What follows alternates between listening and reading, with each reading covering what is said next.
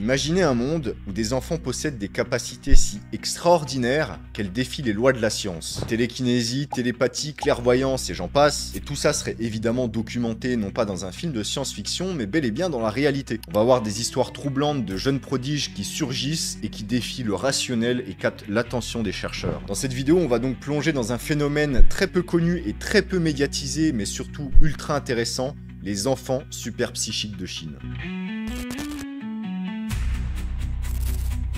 Ces êtres exceptionnels, étudiés par des scientifiques qui étonnent, effraient, mais interrogent aussi. Préparez-vous à rentrer dans un monde de fous où les frontières entre le réel et l'inexplicable se brouillent. Tout commence dans les années 1980, une année où la Chine connaît un regain d'intérêt pour les phénomènes paranormaux. Le pays, riche de traditions spirituelles et mystiques, voit émerger des rapports d'enfants aux capacités qui semblent tout droit sortis d'un roman fantastique, des trucs qui sont inimaginables. Ces enfants surnommés super psychiques sont étudiés par les autorités chinoises et des scientifiques fascinés aussi par leur aptitude hors norme. Dans ce climat d'ouverture, il y a beaucoup de rapports qui affluent. On parle notamment d'enfants qui peuvent voir à travers des objets opaques, de déplacer de petits objets par la pensée, ou encore de lire des informations scellées dans des enveloppes. Et encore, c'est que 3 exemples, mais il y en a des dizaines et des dizaines. Pour un pays en pleine effervescence scientifique, ces histoires elles sont aussi intrigantes que mystérieuses. Et le premier cas qui marque ses esprits, c'est celui de Tang Yu, une fillette qui défie les lois de la physique parce qu'elle est capable de voir à travers des objets opaques, comme on disait juste avant, mais aussi d'identifier des objets scellés ou même cachés sans même les toucher. Son histoire, elle ébranle la communauté scientifique chinoise et elle attire rapidement l'attention du gouvernement. Mais Tang Yu, elle n'est pas la seule. Zhang Baosheng, un autre enfant super psychique, qui lui est célèbre pour sa capacité à déplacer des objets à travers des parois solides. Sa notoriété, elle va dépasser les frontières et il va vite être appelé pour faire des tests en laboratoire. Après, à quoi consistent ces tests? C'est plutôt des expérimentations et on ne sait pas vraiment tout ce qui s'est passé dedans. On raconte qu'il a réussi des prouesses, des trucs fous, inimaginables, sous l'œil attentif de chercheurs sceptiques qui pourtant sont capables de détecter tout subterfuge. Et même sous la surveillance la plus stricte, Zhang y parvient à réaliser l'impensable. Parce que à l'inverse d'autres prodiges qu'on parlera plus tard, Zhang y semble même pouvoir influencer la matière, provoquant même la dématérialisation. Enfin, je sais pas si vous imaginez le truc de fou quand même. Pas une dématérialisation complète et infinie, hein, c'est seulement un laps de temps, mais c'est quand même déjà fou. Ces enfants, ils partagent tous quelque chose en commun, des capacités qui sont inexplicables aux yeux de la science. Face à tous ces phénomènes inexpliqués, le gouvernement chinois, il commence à prendre les choses très au sérieux. C'est pour ça que dans les années 1980, il y a plusieurs instituts de recherche qui commencent à voir le jour, qui sont dédiés à l'étude de ces enfants qui sont super psychiques. Des scientifiques qui sont curieux, prudents, mais qui également croient la science, puisque c'est leur métier, ils commencent à mettre des tests pour pouvoir les pousser à leurs limites. Des tests très rigoureux qui isolent les enfants dans des conditions strictement contrôlées. Ça veut dire qu'il n'y a aucune erreur possible, tout est filmé, tout est enregistré, ils ont tout dans la boîte, ils ne peuvent pas tricher. Mais les résultats de ces tests, ils sont toujours stupéfiants. Des enfants placés dans des environnements hermétiques qui parviennent à accomplir des actes que la science traditionnelle ne peut pas expliquer, et certains témoignages y parlent même d'une capacité extraordinaire, celle de percevoir par d'autres parties du corps, autres que les yeux, c'est-à-dire qu'ils pouvaient voir à travers leurs mains,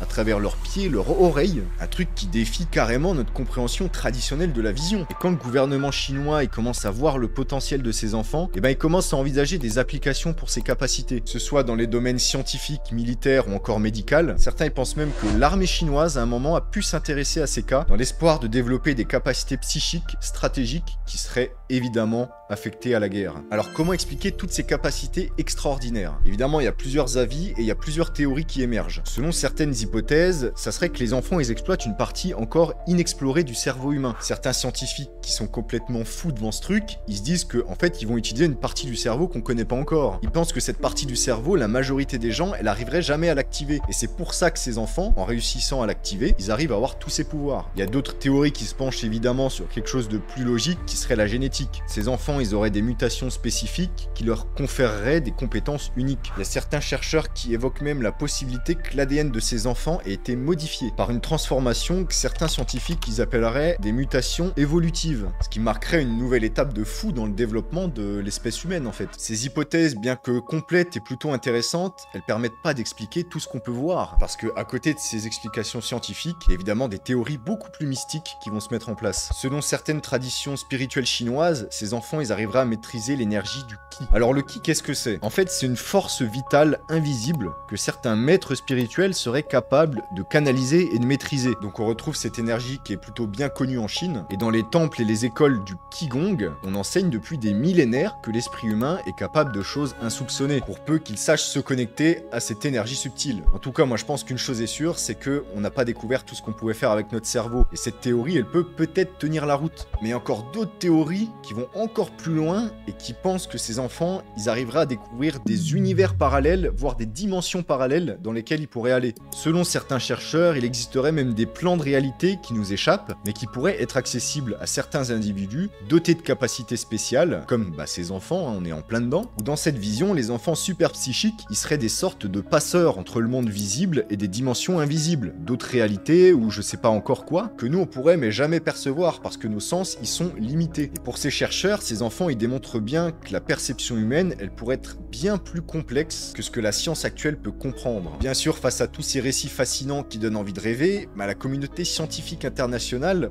elle est un peu sceptique quand même. Il y a notamment des accusations de trucage, de biais dans les études et de manipulation des données qui émergent extrêmement vite. Les enfants super psychiques, pour certains, c'est simplement des enfants qui sont carrément doués, ok, mais qui sont surtout de bons manipulateurs. Il y a certains enfants qui sont mis à l'épreuve dans des conditions de test encore plus rigoureuses, et leurs capacités, étrangement, elles paraissent s'estomper. Bon, évidemment, avec des cas comme ça, aussi troublants, il y a un côté où tout le monde y croit, et il y a l'autre côté où les gens sont carrément sceptiques, mais c'est normal. La question reste donc ouverte. Est-ce que ces enfants possèdent réellement des dons qui sont cachés et qu'on ne peut pas expliquer? Ou est-ce qu'on est face à un phénomène de croyance collective qui est encore plus amplifié par des rapports qui ont été mal interprétés? Même si les études officielles sur tous ces enfants super psychiques, elles ont ralenti énormément, leur héritage y perdure. En Chine, on a toujours des centres spécialisés qui continuent de promouvoir la méditation, la concentration mentale et l'exploration du potentiel humain. On y enseigne d'ailleurs des techniques de développement de l'esprit dans le but de pousser tous ces individus à explorer les limites de leur capacité mentale. Et dans certaines écoles, on parle encore de tous ces cas d'enfants super psychiques en fait, parce que c'était des cas fous. Ces enfants qui auraient défié l'inconnu, qui défient les lois de la physique. Toutes ces pratiques anciennes, ces philosophies mystérieuses, elles continuent d'inspirer la recherche. Et il y a encore de nombreux chercheurs qui aujourd'hui s'interrogent sur les possibilités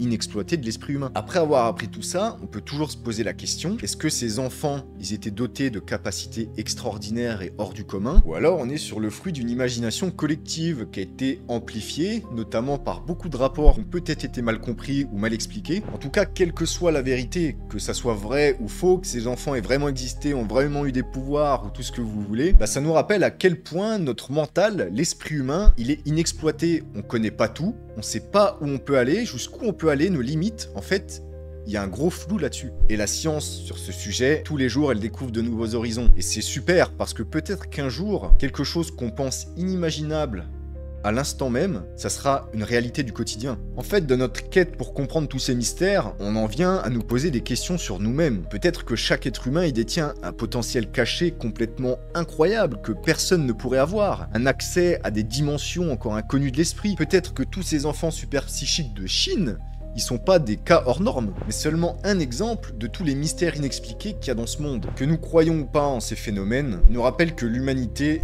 en sait encore très peu sur ses propres capacités.